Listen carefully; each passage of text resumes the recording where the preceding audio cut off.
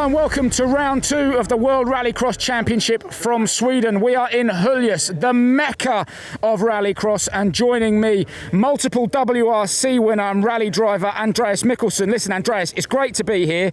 As we said, this place is the home of Rallycross, really, isn't it? The fans go absolutely nuts for it. Rallycross in Sweden is so huge. Normally there is 60,000 spectators at this place. This year we're only limited to 5,000, so I'm sure the demand of the tickets has been pretty high. You look around the outskirts and you've still got, I think we've got over 2,000 campers here. So there's an awful lot going on. It's fantastic to be here. Great atmosphere. We've got to talk about Kevin Hansen, Timmy Hansen, Johan Kristoffersson, the usual suspects. They're all here this weekend. Yeah, exactly. And you also have Niklas Grönholm as well. And I spoke to the drivers and they really worked on the track here. So the jump is supposed to be huge this year. So I'm sure that will add a lot of action. It's going to be a fantastic weekend, a great show. In the meantime, let's take a look back at what happened at round 1 4 weeks ago. Circuit de Barcelona, Catalunya played host to round 1 of the World Rallycross Championship 4 weeks ago, and all eyes were on the EKS JC Run Audi S1 of Johan Kristoffersson.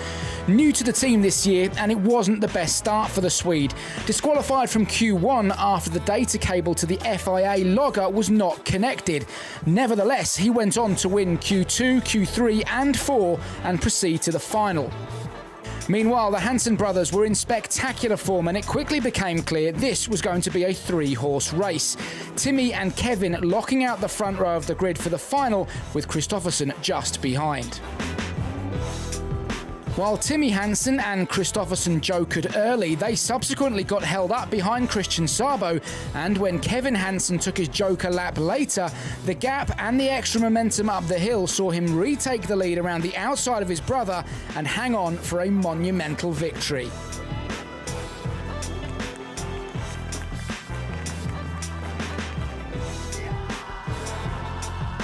Which means Kevin Hansen leads the championship on 29 points, 2 clear of his brother Timmy in second. Johan Kristoffersson is joint third on 20 with Christian Sabo, while René Munich rounds out the top 5 on 16. It was a great way to start this year's World Rallycross Championship, and that's how things stand coming into this weekend. Now, listen, Andreas, when you look at what happened, particularly with Johan Kristoffersson, you know, there's no question that he had the pace to, to get the job done in Barcelona. I think there's going to be blood this weekend. You've got 3 local boys, Johan, Timmy and Kevin, and they're all going to want to get the job done here on home soil. Yeah, exactly. You know, Johan wants to come back strong from the last race to prove he can win.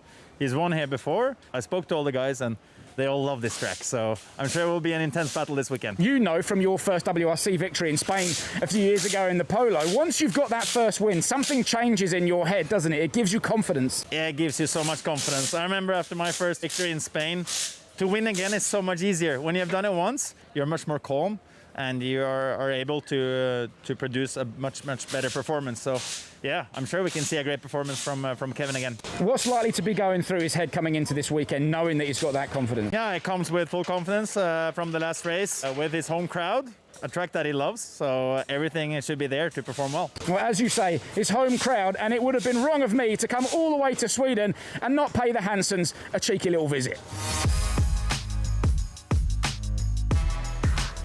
Kevin! Welcome to our HQ. What a place. This is quite a place, yeah. What a place. First thing I spot, FIA trophies. Yes, you know. Fancy. This is our first World Championship trophy as a team. Amazing, look at that. 14 European titles, so I mean it's a lot of trophies. So, but this is, you know, the pride. This is where we put all the greatest achievements, and you know, it's what we want to enter. When you enter in the morning, you see all these trophies. It reminds us of the history we have in the company, but also what we're striving to continue to do. I love it. Right, what else we got? Let's see if there's some people around. I recognise someone in that window. Yes, here's the boss, the actual boss. The actual boss, yes. Mama Hansen. Thanks for having us. Yeah, nice having you. Yeah, it's not as glamorous as it could be in a race team, but here we are. It's there's a lot of glamour out there. Look at all those FIA trophies. This is a bit of history for you. I spotted this a minute ago. Look at that. Can you zoom in on that? There we go. Oh. There's Kenneth and Susan back in the day. Yeah. Good to see you. Good to see you too. You were hiding in the back office. Is it all right if we have a quick look around elsewhere? Absolutely. No way. Not you, Chenny. I'll follow you. Look how retro it is with the duckbill on the front. Aero. You can see how it was in my days. It's not even it's like dirt. Seen a bit of action. Timmy! There he is. How are you, dude? Good. How are you? Nice to see you. You too. It's all a family affair, isn't it, Kenneth? You guys do it all yourselves. Yeah, we prep the cars, and so of course we have partners that work, for example, Sadev and Orica for engines. And I have so much faith for the guys. And touch wood, it's been a long time since we had a technical failure. True. Touch wood. Yeah, touch wood. What's going on upstairs? Yeah, let's go upstairs. It's the playroom. This is where you go to escape Kenneth and Susan. Exactly. And we have some spares too. Anybody need a spring? We have a lot of them because we never crash. Yeah. Wow, look at this. Here's where we kind of spend the winter just relaxing and ping pong. Yeah. When we have no work to do. But there is the gym. Perfect area for training. I can tell. Good lad. you. Look at that. Look at That's impressive. that. Guns, mate. And here's the simulator room. Red Bull home stretch. Yeah, Rebel Yeah, yeah. I remember that. Who's better on the sim? Timmy's stats are better than mine, but doesn't tell the full truth, you know. Okay. You know, I would say. I know what you're saying. Listen, boys, I wish you all the best this weekend. Thanks, Jenny. That was a pleasure. Thanks for showing us around. Yeah. Legends, good luck. See you soon. They're good lads, aren't they, the Hansens? And I tell you what as well, Andreas, because it is a family-run team, it's a family-run business, they're brothers, they help themselves. There's no inter-team politics that you see so much in motorsport. No, exactly. And you see all of the other drivers, they're driving for each their championship. You know, you have two brothers there in the same team, the same car. They can help each other. And to get the best overall result, you already see that after the first race. They're 1 and 2 in the championship. So amazing result by them so far. And it's not just on track, is it? It's when you're back in the service park, in the paddock, you know, they can share data, they can do all that kind of technical stuff as well. When you work in a team like that, it's so important that you pull everything in the same directions. You know, there's so many teams where different drivers have their different philosophies, and it's hard to get somewhere going because different drivers want different things. So I'm sure they have great discussions at home when they sit by the dinner table on Sundays, you know, all about rallycross racing and how to improve. So I'm sure when they work that close as a team, it will bring results. You may have noticed we have relocated down here to EKS JC Racing, and that is Johan Kristoffersson's Audi behind us. Listen, Andreas, what's been your impression of Johan Kristoffersson? Because it's all new this year. He has proved that he's the man to beat the previous seasons, and just delivering result after result in the Polo. Now he's switched to the Audi. You know, he was really quick in Barcelona, but had some issues, so maybe we'll take it this weekend. Well, you can hear things are getting going down here, and it would have been wrong for me on my way from the Hansens to here in Höljes not to stop at EKS JC and catch up with Joel Kristoffersson and Johan.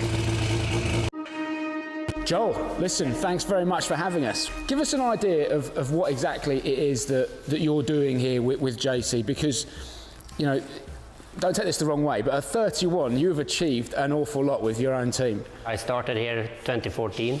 And then from there on we have done supercar lights, and we went to supercars for European Championship. This year we are doing this together with the Matthias Ekström and EQS team. It's a bit of a dream team, isn't it? And let's face it, Johan Kristoffersson, the boy knows what he's doing behind the wheel of a rallycross car, doesn't he? Of course, he have a lot of knowledge about what driving to bring, and he have learned a lot from other cars he have driven. And it's also, of course, it's difficult when you get a driver that come from a really good car that have won 3 World Championships. The whole philosophy of working, everything is, you know, take some time to get settled, and also everything is so new, the car is still new to me, so I definitely continue learning, adapting myself and get to know what tools to use with the car to suit the track at a certain moment, which the track evolution, and be proactive on the setup and so on. I mean, we merge pretty quickly together, and then it works really nice already, so, but of course we want to make it even better. Was there any disappointment after Barcelona? Because when you looked at the qualifying performances and everything else, had he not been disqualified from Q1, there's no question he had the pace to win it. No. It was really down on Saturday, and we yeah, we have the whole team as a meeting and talk through it. The thing happened, we don't know exactly who did it, but it happened, and then we lost these 50 points. And of course, I think we have been very clear to win the race. The pace we show on Sunday and also in the semi-final is that we have the pace to win, and that was the only good thing of Barcelona. We had a good day of racing, good weekend of racing. It's just a bit annoying with the disqualification, but it is what it is, and the season is long. So, but anyway, it was a good start for the season. We are really, really, really looking forward to come to Höljes now and really push. It's a frustrating disqualification because you should make it clear there was absolutely no performance game at all. All it is it's all the data is stored on a box, and then there's a bridge to another box as a backup, basically, for the FIA, and that wasn't plugged in. That's all it was.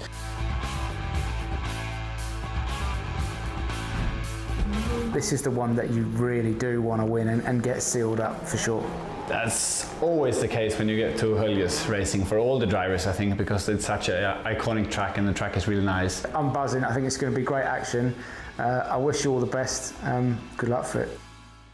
It's a great setup that Joel Kristoffersson's got there, isn't it? And listen, Andreas, I mean, you know as well as anybody else, it's not just about the driver, it's about the whole team. You need all those guys, engineers, mechanics, all to be on point to give you a car that you're confident to get in and drive quickly. Yeah, exactly. It's a team effort, and I've been in many different teams, and I've seen so many different quality of teams as well. And I have to say, Johan is in the best hands. You know, he has my old engineer, Richard, from the Volkswagen times. Amazing guy. So I'm sure he has everything around him to perform as good as he's doing. It's not necessarily just about the car, it's knowing that those people are there to support you as well. That's good for your head. Exactly. You're going out there, you're putting the car on its absolute limit. So to have the crew around you that you fully trust, you know, you change the car from run to run, and if you really believe in the settings and the engineers, it gives you confidence going out there and do magic, you know. We're getting closer and closer to the semi-finals here in Höljes. It's worth mentioning as well that Per Eklund, the legend, 75, is here this weekend competing in the European Championship in his Volkswagen Beetle. I maintain that is the best sounding car here. That thing, when he's warming up the tyres on the anti-lag, is absolutely nuts. Now, before we get into the action, here is Kevin Abring to give you a quick tour of this Höljes circuit. Hi everyone, I'm Kevin Abring and I'm gonna show you the track. Come with me. So we're only 100 meters away from the start line and we are already catching a slippery gravel part over here. In order to avoid too much wheel spin, we have to short shift. As we have the first corner over there, due to the elevation, it's a big mess. 5 cars want to go through the corner at the same time. But the interesting thing on this track is you can choose to decide to go joker straight after turn 1. The only thing is you don't really know which position you come out of turn 1, as it can be quite carnage. As a driver, you have to not rely only on your spotter, but also on your feeling yourself. So you have to decide in split second if it's better to go the normal lap or the joker lap. We use turn 4 to brake, but the car is never straight. As you can imagine, we will drive all the gravel and dust onto the tarmac, where you normally expect a lot of grip, but you don't. So it's really tricky to overdrive this corner here. Coming out of turn 7, aiming to be straight over a big jump, and as you can see on the marks, we are flying up to 30 meters far. Final turn of the circuit, a very long bend actually. It's easy to go on power too early and overdrive your tires. You really have to stay inside in order not to be overtaken. And all the way up to victory in Höljes. Hope you enjoyed it. I definitely think this is one of the best tracks of the season, and enjoy the footage, guys. So there you go, a lap of Höljes, and I tell you what, it's a busy lap, isn't it? If you're not turning left, you're turning right. And there is a big bank here. You don't want to nibble too much. You definitely don't want to do that, because you can actually roll the car, so this can create some drama. Plenty of action expected. Now, before we cross over to our live commentators, Nick Fellows and Hal Ridge, if you are watching us on YouTube, you need to switch over to Red Bull TV now for all the action. You and I need to get off the circuit before we get run over. Let's get the show on the road.